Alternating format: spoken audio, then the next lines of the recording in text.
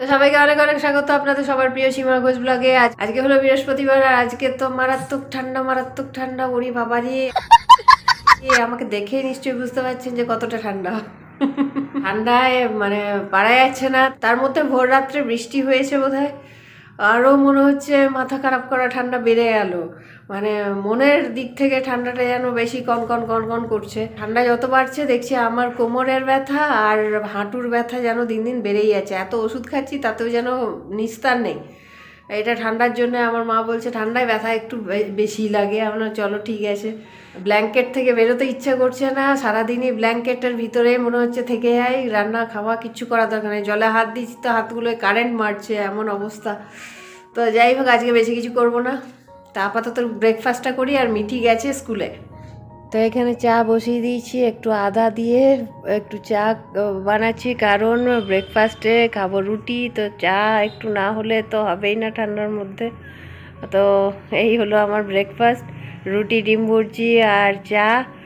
কারণ মিঠিকে স্কুলেও তাই দিয়েছি। আপাতত খেয়ে নিই, খেয়ে তারপর রান্নার কাজে আবার লাগতে হবে, এনার্জি গেইন করি। তো যাই হোক, খিচুড়ি বসিয়েছি, চাটনি বানাচ্ছি।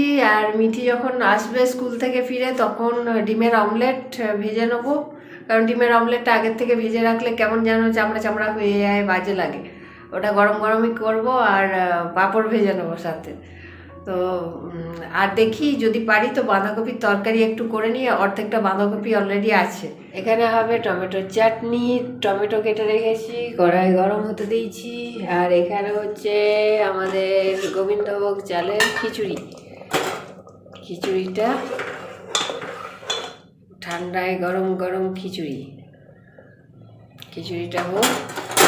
তো খিচুড়ি হলেই চাটনি, বাঁধাকপির তরকারি, এই কম্বিনেশনটা আমার স্কুল ডেজ থেকে খুব ভালো লাগে। কারণ সরস্বতী পুজোয় এই খাওয়ার জন্য অপেক্ষা করে থাকতাম। চাটনি মোটামুটি গলে গেছে। আমি চাটনিটা বানাচ্ছি কিন্তু গুড় দিয়ে। এই যে গুড় দিয়ে চাটনিটা বানাচ্ছি, আমি কোনো চিনির ইউজই করছি না, কারণ চিনিটা মানে হেলদি নয়।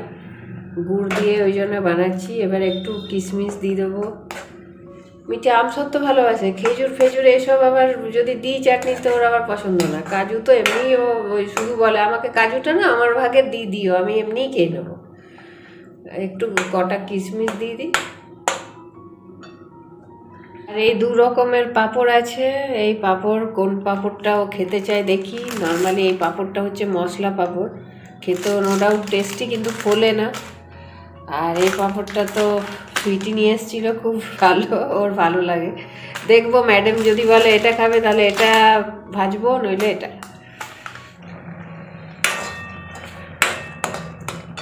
এই যে কটা কিশমিশ আর ওই দুটো খেজুর দিয়ে দেবো, ব্যাস। খিচুড়িটা আর একটু হবে। আর এদিকে চাটনিটা হয়ে এসছে।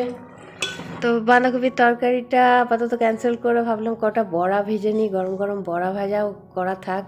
আজকে খিচুড়িটা শুধু ভাজাভুজি দিয়েই খাওয়া হবে, আর সাথে তো চাটনি আছেই। তো ওই জন্যে কয়েকটা ধনেপাতা আর পেঁয়াজ দিয়ে বড়া ভেজে নিচ্ছি। Good evening. এখন ইভিনিং যদিও নয়, এখন বাজে রাত 8:30। একবার টুকুস করে উঠে আটা মেখে রেখে দিয়ে এসেছিলাম। এখন টুকুস করে গিয়ে একটু পরোটা করে নিই, আলু পরোটা করব। তো সেই পরোটাটা বানিয়ে খেয়ে তাড়াতাড়ি শুয়ে পড়ি, কারণ ঠান্ডায় আর থাকতে পারা যাচ্ছে না। এখানে যে দার্জিলিংয়ের মতন এরকম অবস্থা হবে কে ভেবেছিল। ঠান্ডা পড়ছে না সেরকম একদিক দিয়ে ঠিক ছিল, আবার এখন পড়েছে তো সহ্য করতে পারছি না। যাই হোক, এখন আপাতত পরোটাটা বানাই। আর মিঠি পড়তে বসছে, পড়ুক। মিঠিকে তো বলে দিয়েছি যে বিছানা থেকে একদম নামবি না, যা দরকার আমি দিয়ে যাবো, কারণ মেয়েটা অলরেডি ঠান্ডা লেগে গেছে। তো একটু সং করছে। দেখি ওকে একটু গরম জল দিয়ে আসি, আর আমি পরোটাগুলো করে নিই, করে তাড়াতাড়ি ডিনারটা করি। ডিনার রেডি, আলু পরোটা। এই যে মিঠির আর আমার দুজনের সাজিয়ে নিলাম। এই হচ্ছে আমাদের রাত্রের ডিনার। যাই হোক, মিঠিকে আগে দিয়ে আসি। তো আমাদের ডিনার রেডি হয়ে গেছে, এবার ডিনারটা করে নিই। তো আজকের ব্লগ আর বেশি বড় করছি না। ভালো লাগলে অবশ্যই লাইক, শেয়ার আর সাবস্ক্রাইব করবেন। আর পাশে থাকা অল বেলটা প্রেস করে দেবেন, যাতে আমার কোনো ভিডিও আমি দিলে আপনারা সাথে সাথে নোটিফিকেশান পান। তো আজকের জন্যে এখানেই ব্লগ শেষ করছি। টাটা, শুভরাত্রি।